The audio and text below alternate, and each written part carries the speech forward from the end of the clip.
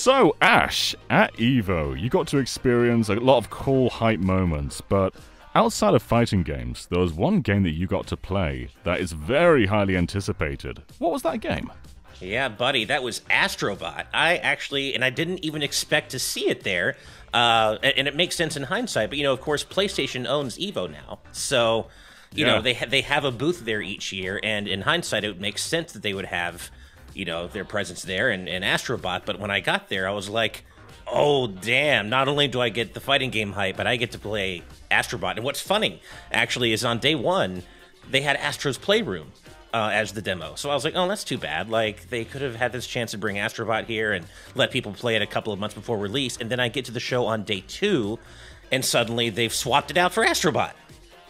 Man, how cool, though. And yeah. how weird is it to think that there are around 50 million PS5s out there, and only a small fraction must have played Astro's Playroom? They are missing out hard on what is probably one of, if not the best games on the platform.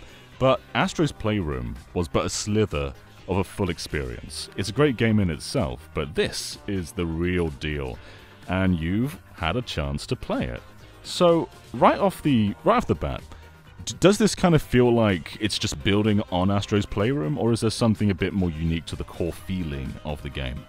I would say it's a little bit of both. Conceptually, it is building off of Astro's Playroom in the sense that, I think pretty much everyone who played Astro's Playroom, including both of us, I think were basically like, this game is amazing.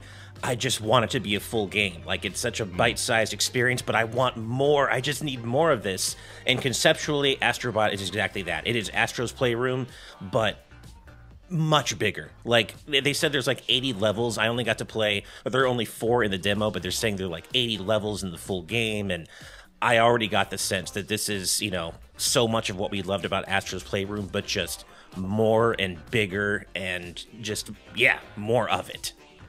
It's very exciting. In the indie scene, there are so many 3D platformers out there, but in the higher budget tier, not so much. Like, Mario's kind of been on his own with Sonic for a while, but now Sony are basically giving us something the caliber of a high-budget sort of Mario game, and that is just so promising for the future. It's promising for their Japanese studio.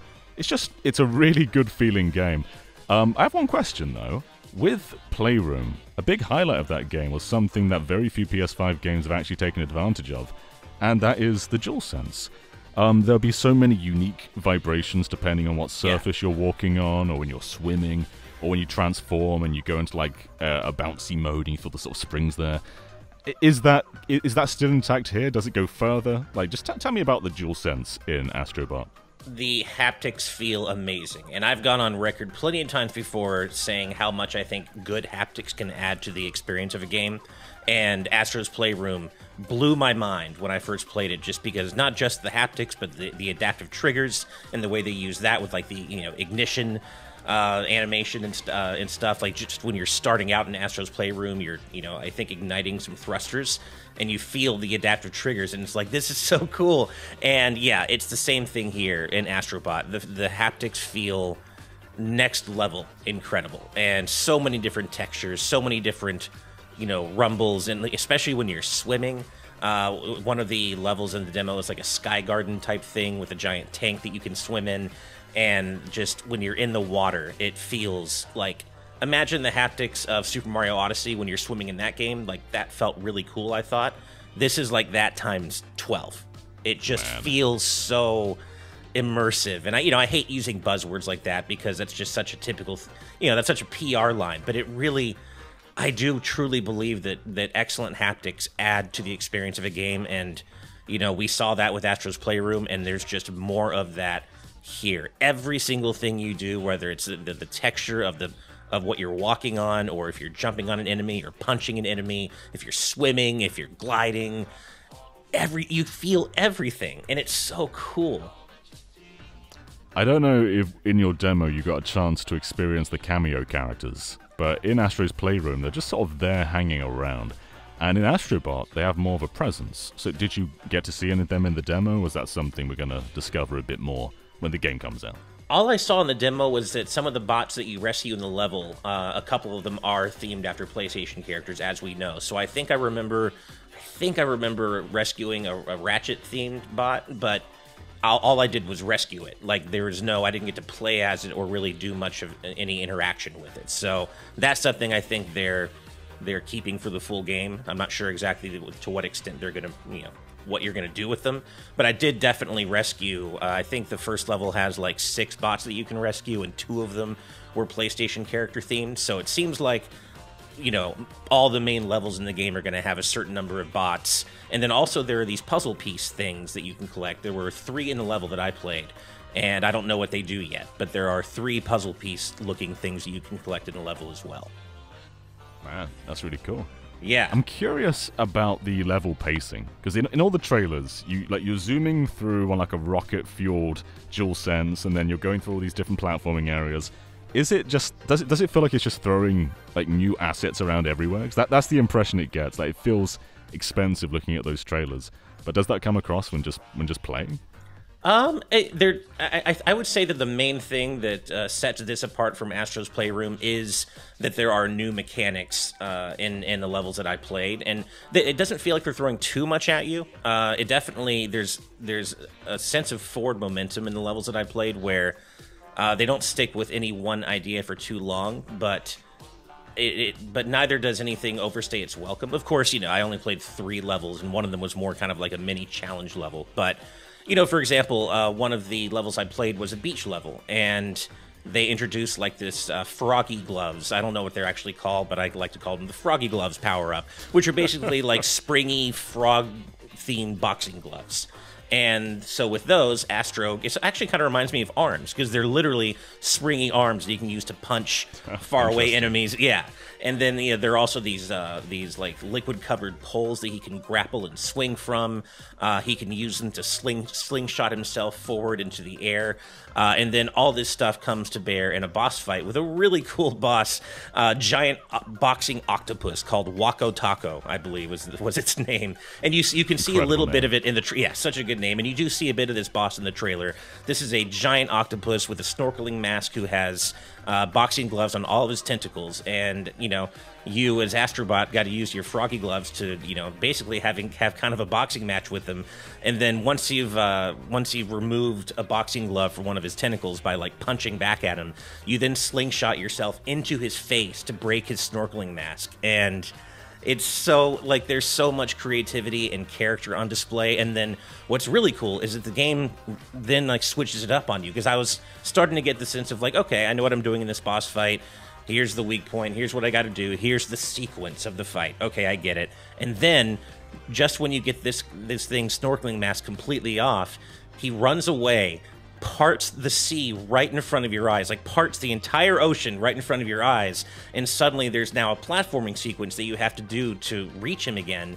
But all the while, these giant waves are washing over the playable area, so you have to do the platforming, including the swinging with the springy gloves and everything, while avoiding these waves that are washing over the platforms. It's wild. It's I don't know how anyone can. No one can listen to what you just said and say like this isn't worth $60 or $70. That is like the coolest description ever, right? and when I was playing it, it felt so dynamic. Like it just was constantly throwing new ideas at me, but not in a way that it felt overwhelming. Just exciting, just really kind of like some of the boss fights in Ratchet and Clank. The Rift Apart. You know how some of the boss fights in that were really dynamic and really kept you on your feet, and going through different areas while you were doing the same boss fight. It kind of felt like that. Huh. That sounds so cool, man. I actually have a question regarding all of this, because quite a few first-party Sony games have ended up being quite scripted and linear in a way. Astro's Playroom was kind of a departure from that. Many people would like explore the levels, try and speedrun them as fast as they can, try and exploit the design, and that's just the marks of a great platformer there. But can you feel that here? Can you feel like there's room for speedrunners to just sort of make crazy use of what the levels are giving you, or does it feel like a bit more structured in a way to kind of prevent that? It's hard to say just from the the bite-size portion of what I played, but I do think that this is going to be pretty speedrunner friendly. It's hard to say just how much the game will be able to be broken, but I mean, you do still have the same tools here that you have in Astro's Playroom, such as, you know, Astro's little hover that he can do to you know, you don't you can hover over certain areas and you can use that to kind of, you know, shave off, you know, milliseconds on your route, I guess. It'll be interesting to see to what extent the power-ups can be abused in that way, like the Froggy Gloves, for instance. Or there's another level that's kind of like a Sky Garden-esque level, and in that one, there's an octopus-themed power-up where, like, you have a little octopus bot that attaches to Astro's back, and then that lets you inflate Astro to kind of let him do, like, Balloon Mario-type stuff from Super Mario World, where he'll inflate and then float up like a balloon. And, you know, you use that to go into the air and get collectibles, you know, progress with the level. And I'm sure there are ways that those unique power-ups can be used in a, you know, speedrunning type sense to get where you want to go faster. So, you know, yeah, I didn't really get the sense that it's more structured than Astro's Playroom. And in fact, I think the level design here seemed very similar, but it's just bigger and grander on a more epic scale. I mean, you've thrown so much variety at just descriptions already with all these power-ups and all these different scenarios. It sounds off the chain. And the last 3D Mario, like the last big one was Odyssey. Between that, we've had Bowser's Fury. Do you think this is the kind of game that can just sort of scratch that Mario itch for people? Like, obviously, Astro is not Mario, but in terms of just that grandiose 3D platformer, like, do you think this kind of fills the void? I mean, I think so. I mean, you know, you and I, obviously, I know we both love our 3D platformers, and I am as excited for this, especially after playing it and also knowing the pedigree of Astro's Playroom. I am as excited for this as I've been any new 3D Mario game, and I get really excited for a big new 3D Mario game because obviously they're amazing games, but this is shaping up to be exactly like that kind of experience. This is really PlayStation firing on all cylinders, really, you know, creatively here, and it brings me back to a time, an era of PlayStation that I miss, where they were doing more experimental, weird, vibey games and letting the Japanese studios really go ham on, you know, really creative, unique, experimental stuff. And this feels like it harks back to that era of PlayStation, where they weren't just doing their big Western AAA releases, right? Right. It does kind of feel like, as great as many of their releases are, they're kind of treading water on the same path. Like they're all great for sure, but they're not really doing anything to set a new trend. Whereas Astro just feels like it's being creative in every way it can.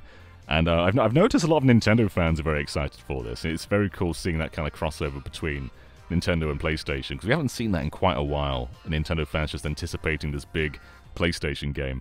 But it deserves it. This game literally is not doing anything wrong. Even the limited edition controller is crazy good. That controller, I need it. I'm secretly hoping one of my current DualSenses starts drifting by the time that controller comes out. Yeah, so I can have an excuse to get it. But yeah, that controller looks amazing. But yeah, owing to your point about Nintendo fans being excited for this, they should be. As a big Nintendo fan, they should be, because this feels like that kind of experience, but with run through a PlayStation filter. And what's so great is, if you're a hardcore PlayStation fan like I have been as well, just like in Astro's Playroom, there's so much here for, you know, legacy PlayStation fans. You know, we saw Parappa in the trailer, and we saw characters from every era of PlayStation. And so this just feels like a love letter to, you know, PlayStation wrapped in this really beautiful, vibrant 3D platformer with amazing haptics, and the performance was buttery smooth. I didn't notice a single frame drop anywhere. The game's just so vibrant and colorful. It just feels kind of in that Nintendo way. Like, this is one of those games that makes you think, man, video games are so cool. Like, this is why I love video games. It's kind of one of those types of games, right? Absolutely.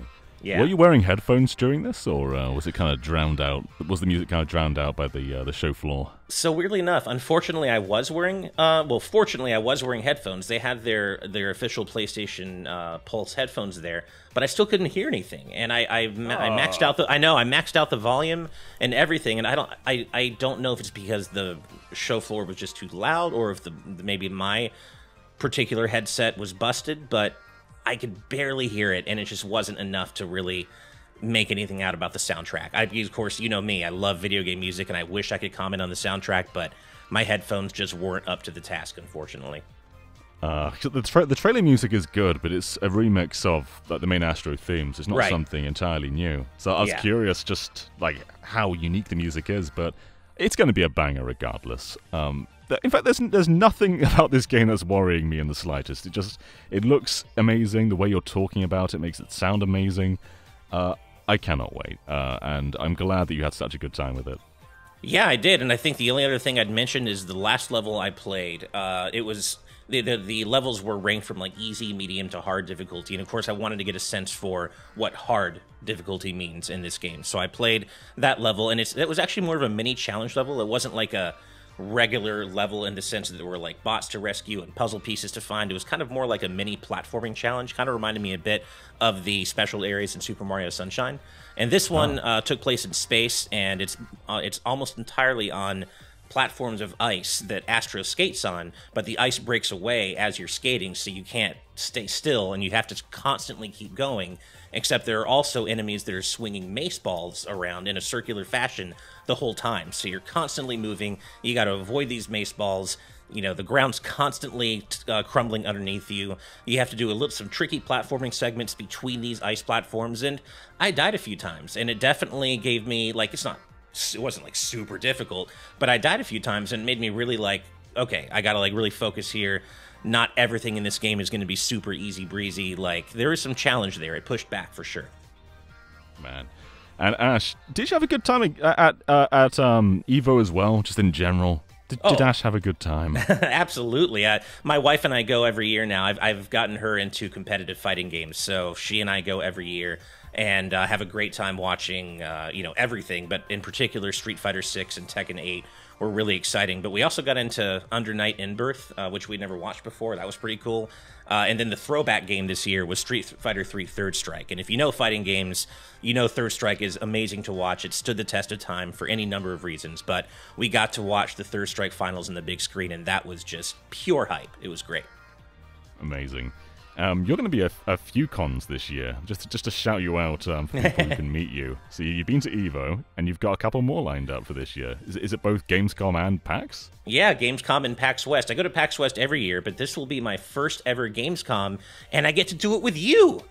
Yeah, my first ever Gamescom too. We're doubling it. We're doubling down. Yeah, I've always wanted to do Gamescom. I've never been to Germany, and my wife's been. She's loved it. I've been to various other European countries, but Germany was still on my bucket list, and now we're both going to get to go experience it together in less than a month now. Yeah, very excited. Maybe Astro will even be there, and we can talk about it again. That would be amazing. Although I did look it up just to see, and apparently PlayStation is skipping Gamescom again this year, so Cowards. My guess is it probably won't be there. Yeah. Yeah. We'll sneak our own demo. But exactly. Yeah. Anyway, thank you for talking about Astro, Ash. It sounds incredible. There's nothing that I'm worried about. It just sounds incredible, and I'm sure everyone else is excited for it too. But I am curious in the comments. Is there anything anyone doesn't like about this game, or is it just ticking the boxes for basically everyone? Let us know. Anyway, if you want to, you can support us over on Patreon, where we usually do these discussions live with our audience, but this one's a bit this one's a bit shorter than usual. But in future discussions, you can be with us and discuss in a little box in the corner. So if you want to do that, you can just join the live audience tier, and we really appreciate you guys watching, and we will catch you next time. Bye, everyone. Bye.